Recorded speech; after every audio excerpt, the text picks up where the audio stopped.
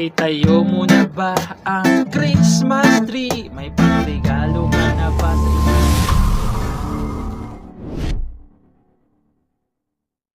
Hello mga ka-idol! So ngayon meron na naman akong ituturo sa inyo magandang kanta, no? Total Pasko naman na. So magtuturo tayo ng kantang pampasko na reggae version. Okay? So reggae version tong ituturo natin. So yung title pala nito ay yung Maligayang Pasko by Shackle. So napakaganda nito. May nag-request nito pero istramin yung tinuro ko ron. So dito is reggae version naman, no? So proceed muna tayo dito sa kanyang reggae pattern. So yung reggae pattern natin dito, no? So yung yung lagi lang nating itinuturo yung napakadaling reggae pattern lang, okay? So ang gagawin niyo, magbe-bass lang kayo rito, ayan, or kung saan kayo mag-bass, basta magbe-bass kayo. Natatamaan yung string, okay? Kasi mas maganda may string, parang ganito siya. Ganon yung tunog niya, okay? Pagkatapos niyan, strum down pababa, pero kailangan may tunog. Tapos i-mute nyo lang, okay? I-mute nyo. Ganon, i-mute nyo, iangat nyo lang. Okay, tapos stop sa string, tapos strum ulit pababa na tumutunog, tapos mute ulit. Okay, so ganun siya. So kapag play natin siya, ganito siya, ganun. Okay, so kada chords isang beses nyo lang gagawin yung reggae pattern natin. Okay, isang beses lang. So halimbawa ganito lang, lipat agad. Okay, lilipat agad. So, ganun yung reggae pattern natin, ha. Kada chords, isang beses nyo lang gagawin. So, proceed na tayo dito sa kanyang whole verse. So, yung whole verse niya rito is C. Ayan. C. So, yung C sa 3rd fret na ka-bar. Ayan, bar nyo sa 3rd fret. Sa fifth ay 2nd string, 3rd tsaka 4th. Okay? Ako kasi ganito ako mag-iipit ng 3 string sa isang fret. So, depende sa inyo kung ganito kayo. Kung di saan kayo mas komportable. Okay? Ayan, C. Sunod is A minor. So, dito natin kukunin yung A minor. So, yung A minor sa 5th fret. 1, 2, 3, 4, 5. Okay? Sa 5th fret na ka-bar. Ayan. Sa 7 ay 5th string lang, tsaka 4th string. Okay? Ayan yung A minor natin.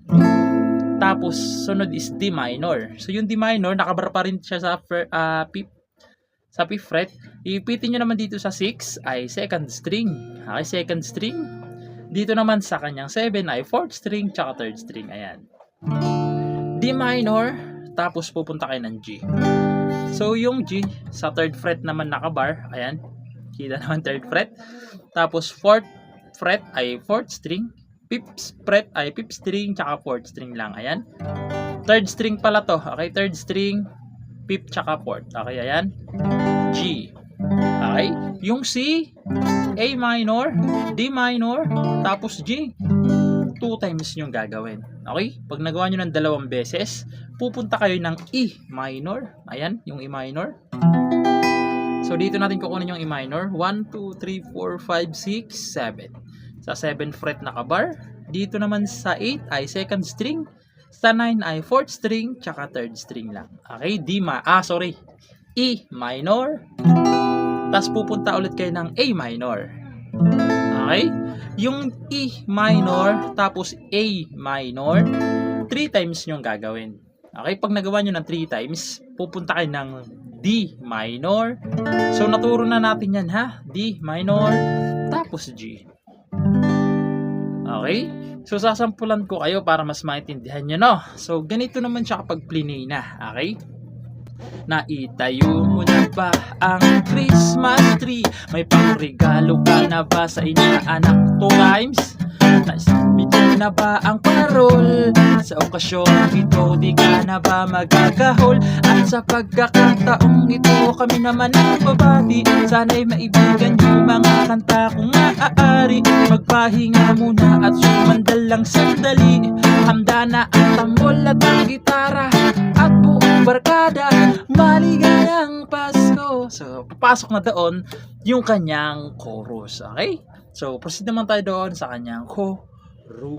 So, yung chorus nyo naman dito is ganun pa rin. Si ayan, so hindi na natin iisa-isahin kasi naisa-isa na natin yung string, no? Si A minor, D minor, tapos G.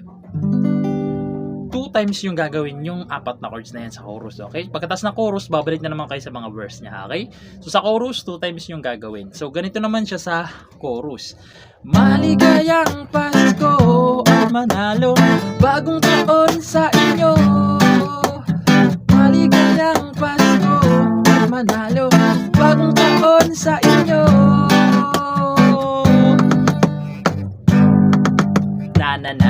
Na. Babalik ulit kay Raon. Okay? Doon sa mga verse na yun. So, hindi na lang natin kakantahin yun. Baka makapiright tayo, no? So, ayun lang naman. Sana nagustuhan nyo tong tutorial natin at naintindihan nyo, no? At syempre, good luck sa bago nyong matututunan.